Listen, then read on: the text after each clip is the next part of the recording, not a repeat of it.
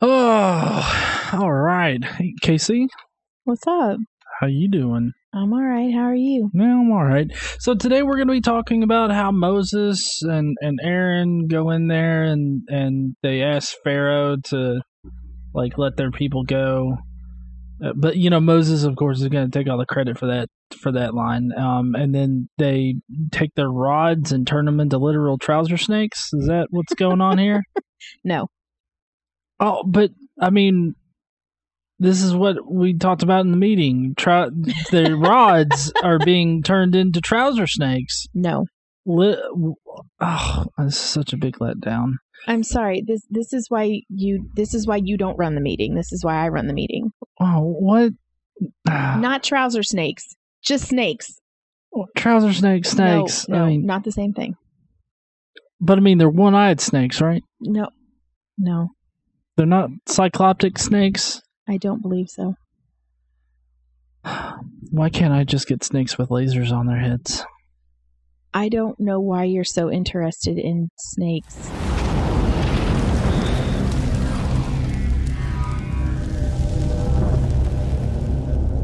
Welcome, heathens, to another Daily Bible podcast. Today we're going to be going over the plagues and who exactly said, "Let my people go." Yeah, we are. I couldn't sing it in tune with any kind of song because then copyright issues and everything like that. So it's easier to be tone deaf. Who does have "Let My People Go" copyrighted? I'm pretty sure it's been a song for hundreds of years.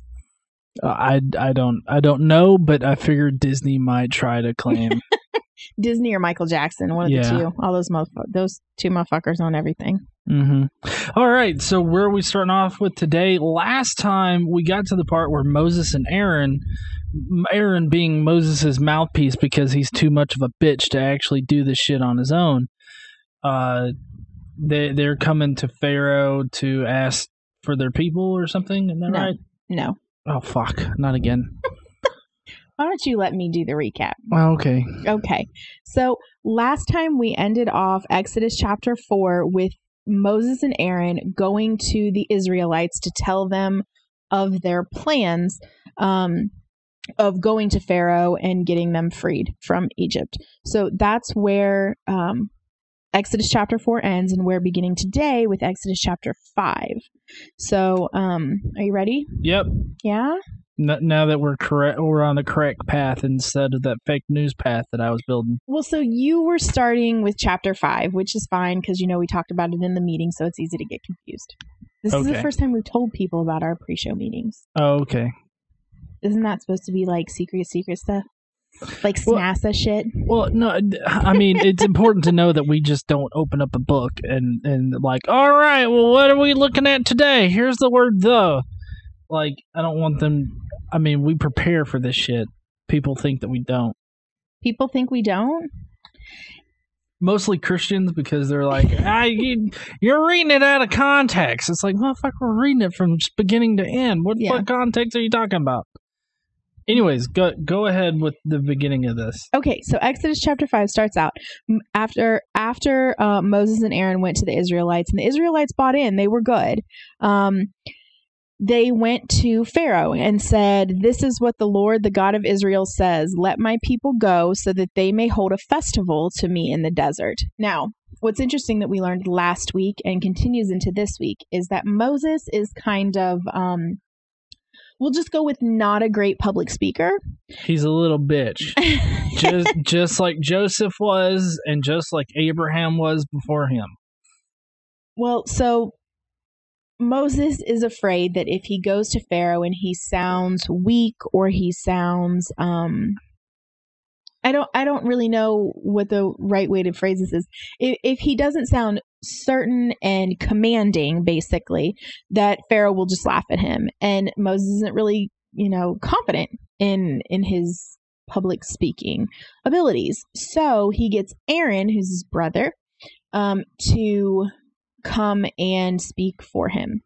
And so... just to set the stage, whenever we talk about Aaron, you might want to think about Aaron Raw. Why? Well, I don't know. Whenever I hear Aaron, I think about how people mispronounce Aaron's name and call him Aaron.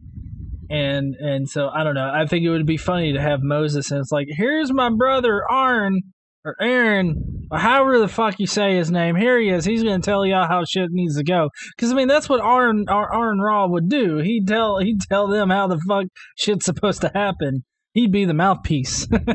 Well, so Aaron has 2 A's. Aaron has 1. I know, but I'm and see, when I see Aaron, I wonder why the hell his mama didn't spell his name right.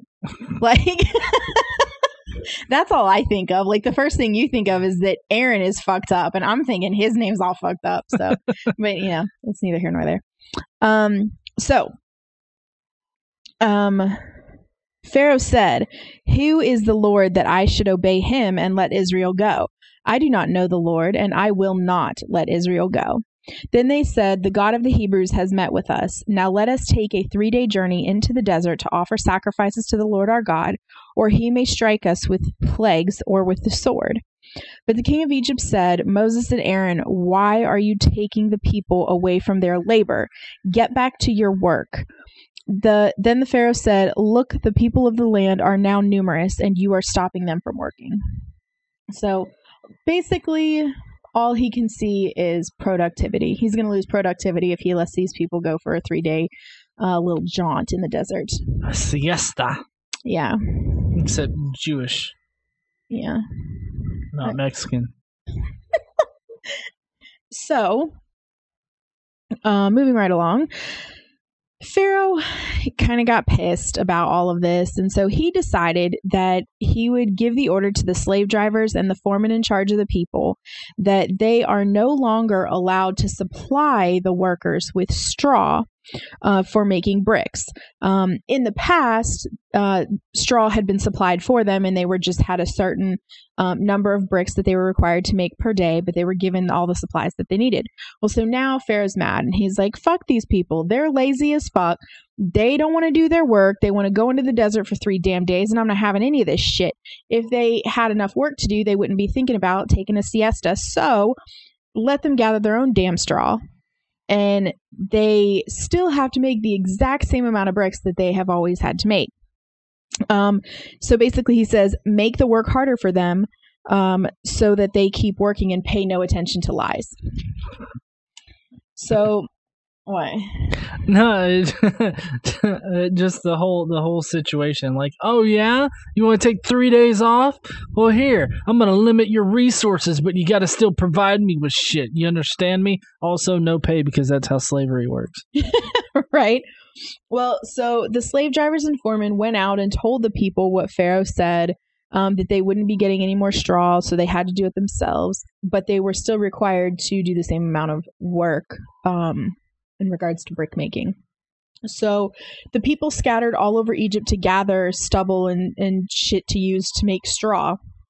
So the slave drivers kept pressing them, saying, "Complete the work required of you each day, just as when you had straw." The Israelite foremen appointed by Pharaoh's slave drivers were beaten and were asked, "Why didn't you meet your quota of bricks yesterday or today as you've done before?"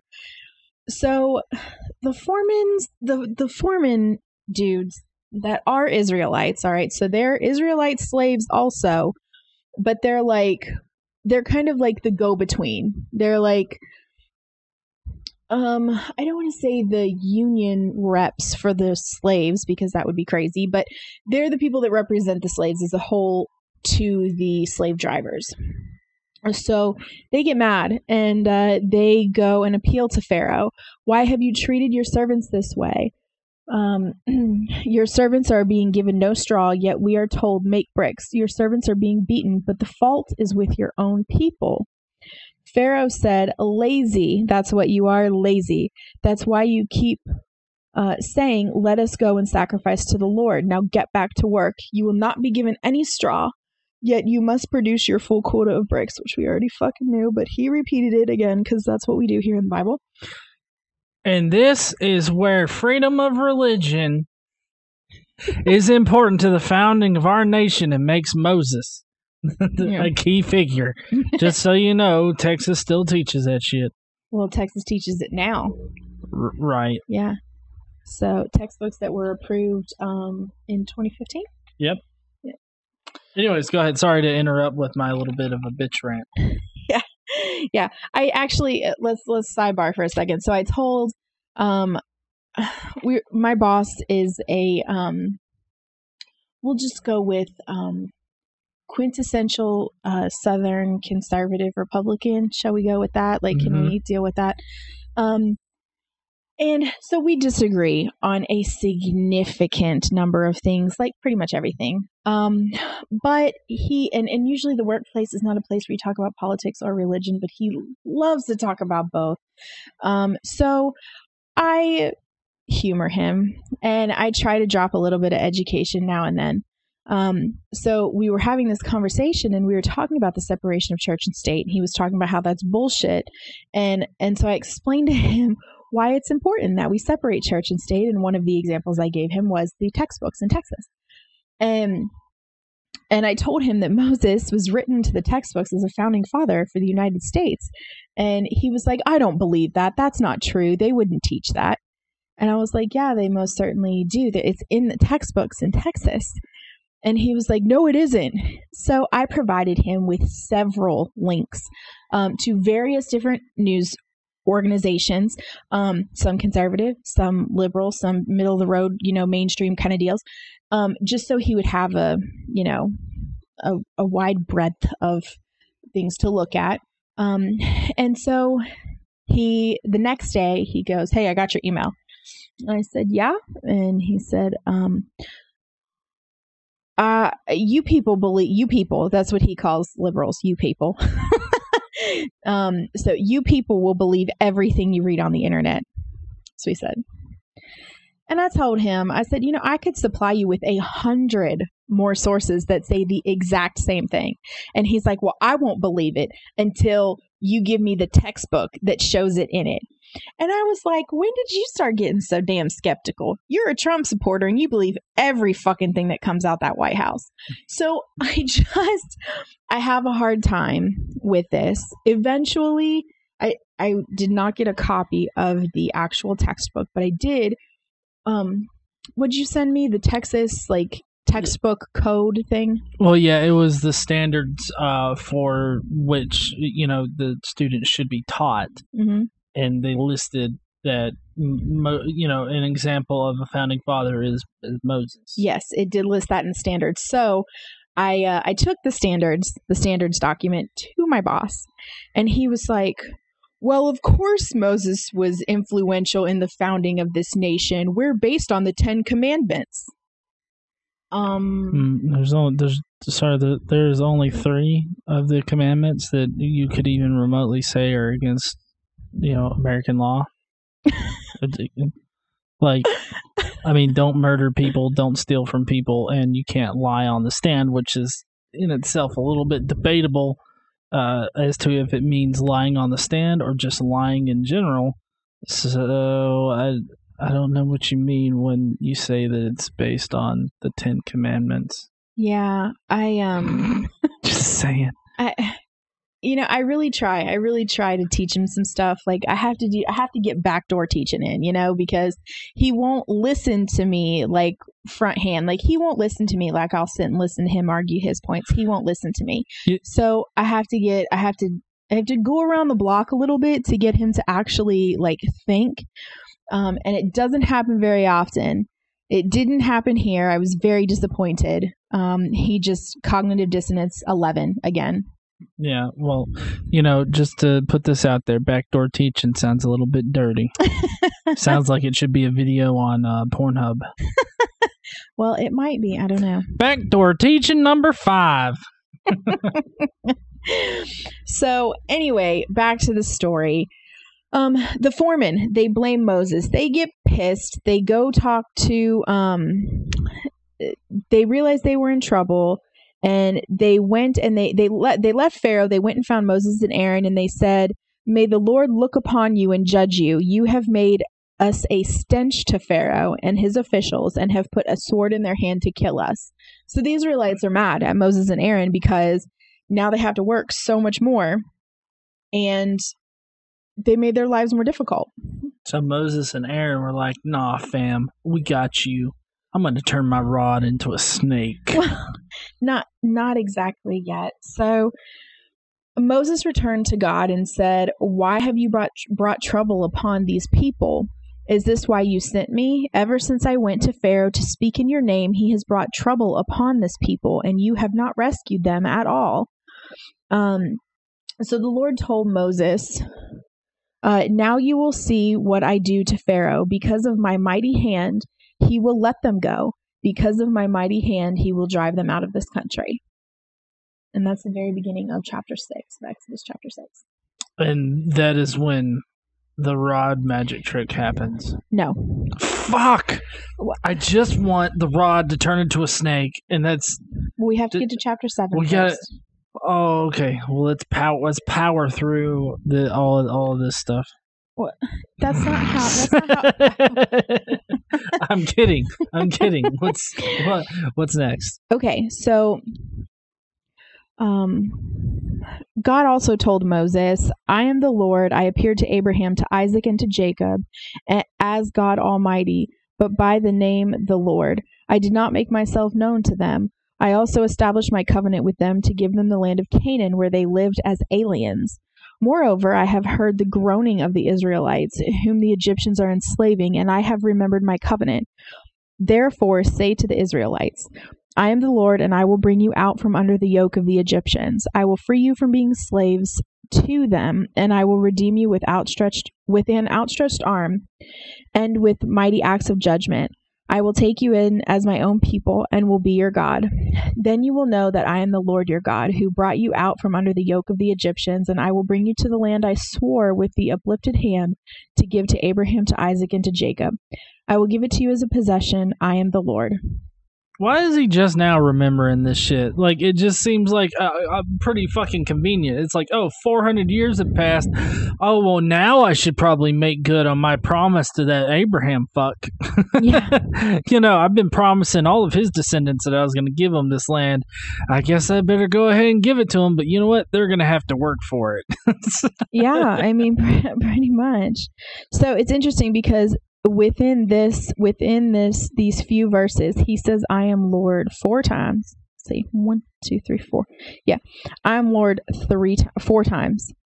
Well, repetition is very important to get people to memorize and remember important points. Well, it's like, don't forget I'm God. Well, don't yeah. forget A. Yes. Don't forget I'm God. Fuck. Did you forget? Because I really don't want you to forget that I'm God. Yeah. I forgot totally. You naked wrestled Israel in the desert and butt fucked him. Or wait, no, he butt fucked you. That's right, God. Israel butt fucked you. Oh man, thank you for reminding me there, God. Why? Because Israel butt fucking God is just a hilarious mental image. Why? I think I'm looking forward to the day when we do one of these podcasts and we don't talk about this particular thing. Hashtag Israel butt fuck. You're done. You're done. Stop talking. You're done. Okay, so Moses then doubts God, which may sound familiar. Abraham doubted God. This has happened, over and over. Moses said to the Lord, "If the Israelites will not listen to me, why would Pharaoh listen to me, since I speak with faltering lips?" Well, also another thing is that God told Moses that he's hardened Pharaoh's heart already. Yes. So, I mean, I don't know why talking to him makes a difference other than you're putting on a show for the other Israelites. Exactly. That's exactly what they're doing, is they're putting on a show. They're putting on a show and saying, "Look, I gave this guy all these chances in the world to do the right thing, and he didn't. So God's wrath is upon him, and it's his fault." So basically this entire story is about how to lie and manipulate people into thinking that you're helping them. And that would be religion. Oh, okay. Go ahead. All right. Are you sure? Because we're almost to the rod. Oh my God, the rod. Okay. So God reassured Moses, "See, I have made you like God to Pharaoh, and your brother Aaron will be your prophet." Because we know Aaron is actually doing the speaking, not Moses. And, I have never seen a movie or enactment or anything like that of the Moses story where he goes to the Pharaoh and says, "Let my people go," and it's someone else doing the talking. Well, yeah, but I mean, if you really think about like the God, the what was it, Exodus, God and Kings, or whatever like that, the Christian Bale one, like it totally leaves out like a whole lot of shit in it, and it changes the story significantly. You know why though? Well, generally, books when they're turned into movies leave out a lot. Well, yeah, but also the Bible is a shitty story. They have to embellish it. Yeah. I mean, they made a 2-hour movie over Noah, which is quite literally less than a chapter in the actual Bible. Yeah. Well, I mean, it spreads some chapters, but sure. Well, no, I meant like the actual flood. You mean book? Hmm? You mean book? The Book of Noah? No, the Book of Genesis. Oh. The Noah flood spans chapters. Well, no, like I'm talking about the actual flood. Like, yes, it spans chapters. Oh, okay. Well, I'm wrong. Let's go ahead and pretend that didn't happen. Okay, we can cut it out later. So, God reassures Moses, "See, I have made you like God to Pharaoh, and your brother will be your prophet. You are to say everything I command you, and your brother Aaron is to tell Pharaoh to let the Israelites go out of his country. But I will harden Pharaoh's heart, and though I multiply my miraculous signs and wonders in Egypt, he will not listen to you. Then I will lay my hand on Egypt with mighty acts of judgment, and I will bring out my divisions, my people, the Israelites. And the Egyptians will know that I am the Lord, when I stretch out my hand against Egypt and bring the Israelites out of it." So Moses and Aaron did what he said, and for whatever reason, it puts out here that when they spoke to Pharaoh, Moses was 80 years old and Aaron was 83. I don't know why that's important, but it's right here. Yeah, that seems like like superfluous information. I know.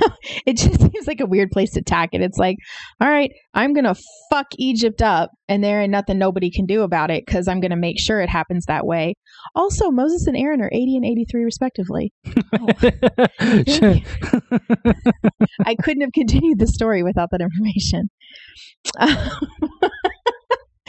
So now we're into Exodus chapter 7. We're going to continue on with verses 8 through 13, where rods become snakes. Oh, yay. Yeah. The Lord said to Moses and Aaron, "When Pharaoh says to you, 'Perform a miracle,' then say to Aaron, 'Take your staff and throw it down before Pharaoh, and it will become a snake.' So Moses and Aaron went to Pharaoh and did just as the Lord commanded. Aaron threw his staff down in front of Pharaoh and his officials, and it became a snake. Pharaoh then summoned wise men and sorcerers, and the Egyptian magicians also did the same thing by their secret arts. Each one of them threw down a staff, and it became a snake. But Aaron's staff swallowed up the other staffs. Yet Pharaoh's heart became hard, and he would not listen to them, just as the Lord had said." You know what that's called, boys and girls. No, that's called that's called a biblical docking. That's biblical docking. The rod swallowed the other rod. That's what happens when you dock another guy. Oh yeah. Your rod is swallowed up by their rod. Docking is in the Bible. It doesn't docking require uncircumcised stuff? Maybe. I don't know their lives. I'm just saying, like, the Israelites would have been circumcised. Hey, yeah, I'm just saying the dude's rod swallowed the other rod, and that's what happens in docking. So, you know. Thank you for that tidbit of information, John. I'm a good source of all the gay things. Oh, okay. All right. So Let's move on, shall we? So now we're gonna get into the plagues. Are you ready? Plague time. Plague time. Plague time with GE. Okay. Then so we're gonna do the plague of water to blood. So the Lord said to Moses, Pharaoh's heart is unyielding. No shit, you fucking made it that way, right? Yeah, I love how they're trying to make it out to be like, oh, Pharaoh's stubborn, but no, God actually hardened his heart. He didn't have a choice. God took away the free will of one of his creatures. Mm-hmm. So, but it's interesting because you say the free will of one of his creatures, which would be one of his people, yet the Egyptians are not his people. The Israelites are his people. Well, I mean, no, the Israelites are his chosen people. I mean, the humans in general were created by him. So, I mean, they are his creatures. I mean, he created everything on the earth. So, I mean, they are his creatures. They're just not his chosen people. You know, I think that somebody might be confused if they just listen to that one part and think we might actually be a religious show. I would like to make a what is it called? The small writing PSA. Yeah, I like to make a PSA. God didn't create shit. Okay, that's it. So, he refuses to let the people go. Go to Pharaoh in the morning as he goes out to the water. Wait on the bank of the Nile to meet him, and take in your hand the staff that was changed into a snake. Then say to him, the Lord, the God of the Hebrews, has sent me to say to you, let my people go, so that they may worship me in the desert. But until now you have not listened. This is what the Lord says. By this you will know that I am the Lord. Oh, God. I get so tired saying this. What, I am the Lord? I am the Lord. I am the Lord. I am the Lord. Ugh. We hear you. Like, we got it. Yeah, it gets to the point where, like, saying the words just doesn't even make sense. Like, it's just rolls off the tongue very weird. It's just word salad. And nobody likes salad. I do. I had the Chipotle salad for dinner. It was really good. The Chipotle cheddar salad. Not Chipotle the restaurant. Like this seasoning, the flavor. Never mind. So with the staff that is in my hand, I will strike the water of the Nile, and it will be changed into blood. The fish in the Nile will die, and the river will stink. The Egyptians will not be able to drink the water. Tell Aaron, take your staff and stretch your hand over the waters of Egypt, over the streams and canals, over the ponds and all the reservoirs, and they will turn to blood. Blood will be everywhere in Egypt, even in the wooden buckets and stone jars. Moses and Aaron did as the Lord had commanded. He raised the staff in the presence of Pharaoh, and his official struck the water of the Nile. And all of the water changed to blood. The fish died. The river smelled so bad they couldn't drink. Blah, blah, blah.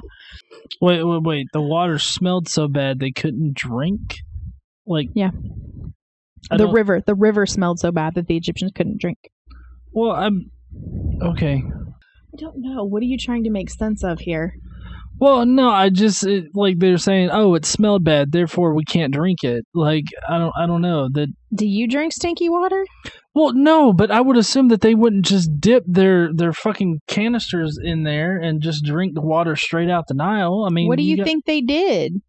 This isn't the fucking Ritz-Carlton. This is Egypt. No, but I mean, they had fires. They could boil the motherfuckers. They don't know anything about boiling water.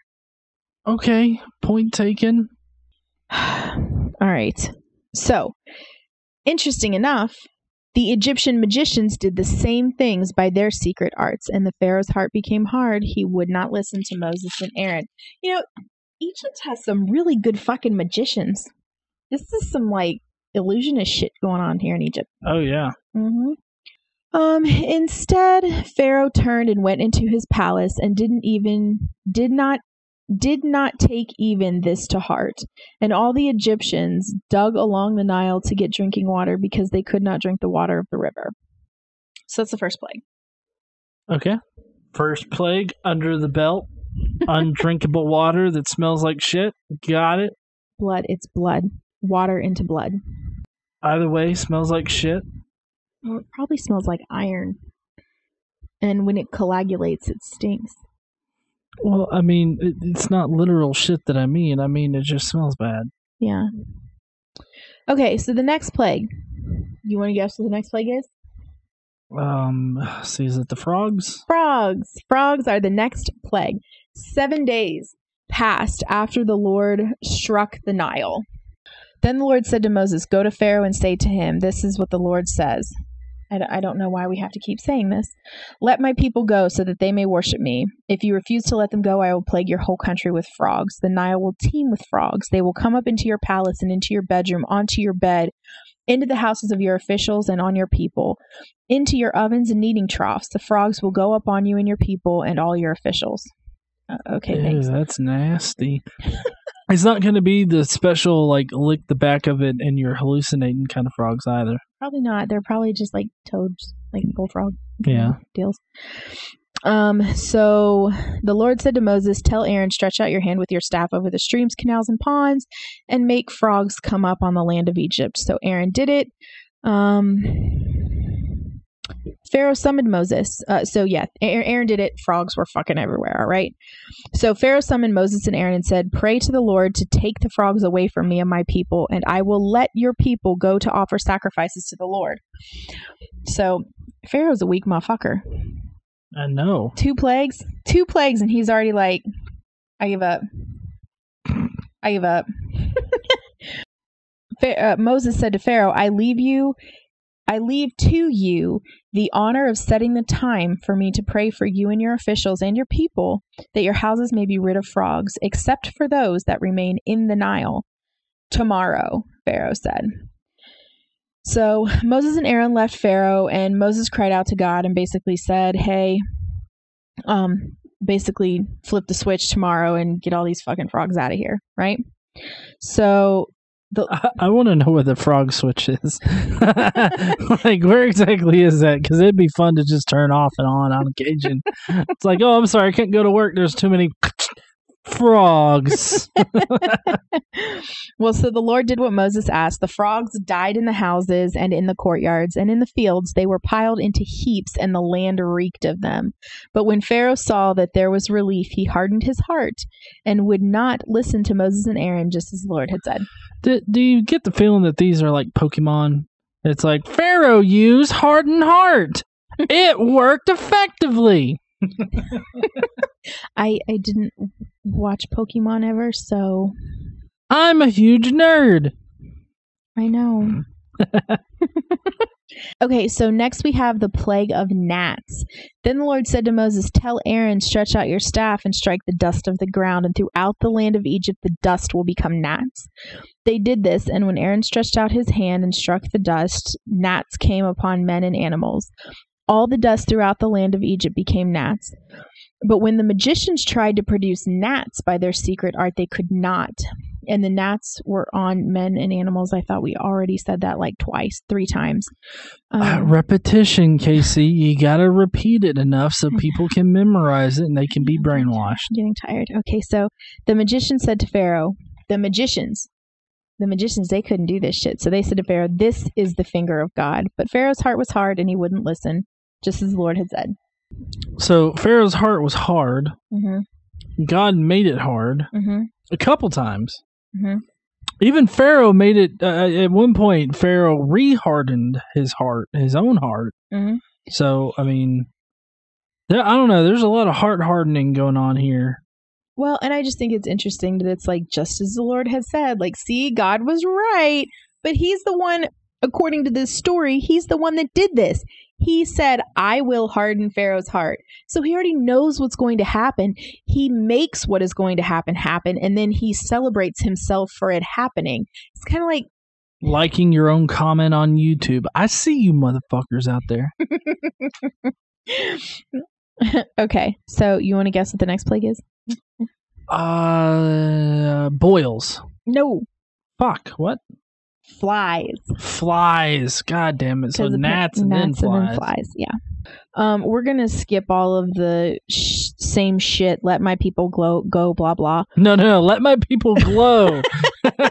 Because of these natural nuclear reactors we have powering the pyramids for the alien species to come down here. Let my people glow. Are you done? Yeah. Okay. So, if you do not let my people go, I will send swarms of flies on you, blah, blah, blah. But on that day, I will deal differently with the land of Goshen. Now, do you remember what's in the land of Goshen? Oh, that's Golem. Gollum. Yeah. Do you remember what's in Gollum? No, what? That's the land. That's where the Israelites live. That's where Joseph's family came and settled. Oh, okay. Because remember, they couldn't be in the city, Right. because not Jews at this time. Israelites are disgusting to the Egyptians. Oh yeah. Mm-hmm. They're so disgusting. At least they're not covered in flies right now. Yeah. So in Goshen, there will be no swarms of flies there, so that you will know. What are they going to know? That it was the Lord your God that sent the flies. Yes. So Pharaoh summoned Moses and Aaron and said, "Go sacrifice to your God here in the land." So he's basically saying, all right, I'll make a compromise with you. I'll let you guys have 3 fucking days off, but you're going to do it here. You're going to do it here in town. Y'all aren't going to go anywhere, because I can't either trust that you're going to come back, or, I can't have that. So you're going to do your sacrifice shit right here. I mean, considering what ends up happening, I mean, that's pretty... It's pretty reasonable. Yeah, it's reasonable, because, goddamn, Moses parts the sea in order to get away from these fucks. Yeah. So Moses said that would not be right. The sacrifices we offer the Lord our God would be detestable to the Egyptians. And if we offer sacrifices that are detestable in their eyes, will they not stone us? We must take a 3-day journey into the desert to offer sacrifices to the Lord our God as he commands us. So Pharaoh says, I will let you go to offer the sacrifices in the desert, but you must not go very far. Now pray for me. So now he's asking Moses to pray for him, probably to get rid of the flies. So Moses answered, as soon as I leave you, I will pray to the Lord, and tomorrow the flies will leave Pharaoh and his officials and his people. Only be sure that Pharaoh does not act deceitfully again by not letting the people go to offer sacrifices to the Lord. So he's like, I know you said you would do this, but you did not do this. So here we're going to fuck you up again if you don't do what you said you're going to do. So Moses left Pharaoh, prayed, blah, blah, blah. Lord did what he asked. The flies left. But at this time, Pharaoh hardened his heart and would not let the people go. I disagree that Pharaoh hardened his own heart. I do believe God said that he was doing that shit, so I disagree with the Bible at this point. Well, okay, I've disagreed with the Bible most of the way up until this point, and so I just continue in my defiance of the Bible that the Pharaoh hardened his own heart when clearly God is the only one that can harden hearts. Right.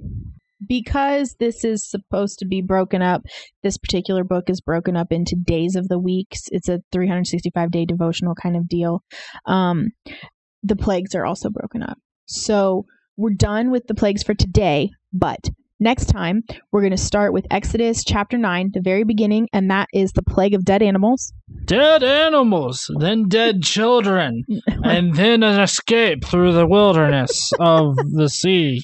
So we're going to have the rest of the plagues, the dead animals, the boils, hail. Then we're going to have Pharaoh reneging on his promise again.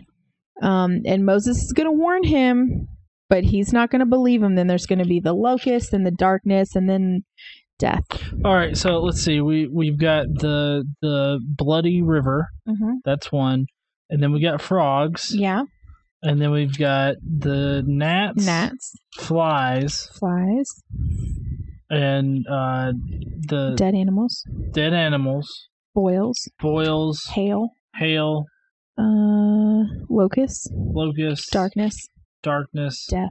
Dead kids. Yeah. 10 plagues. Mm-hmm. Kind of weird. 10 plagues, and there's also 10 commandments. 10 is one of those magical numbers.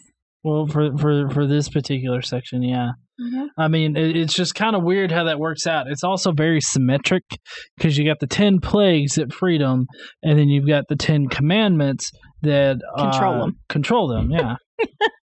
Here, I'm going to free you, but here's your new rules. You're going to live by this shit. Yeah. Mm-hmm. Well, can't wait to see you guys next time. Please leave your comment down below with which plague was your favorite one, and were you as excited about the rod as I was? John, nobody is ever as excited about the rod as you. So, disclaimer, I am not gay. I'm totes legit straight for Casey. You're a mess. Yep. Well, heathens, I guess we will talk to you guys later. I am rather exhausted, and I think Casey is too. So don't forget to stand up and use your voice. Bye, heathens. Bye, y'all.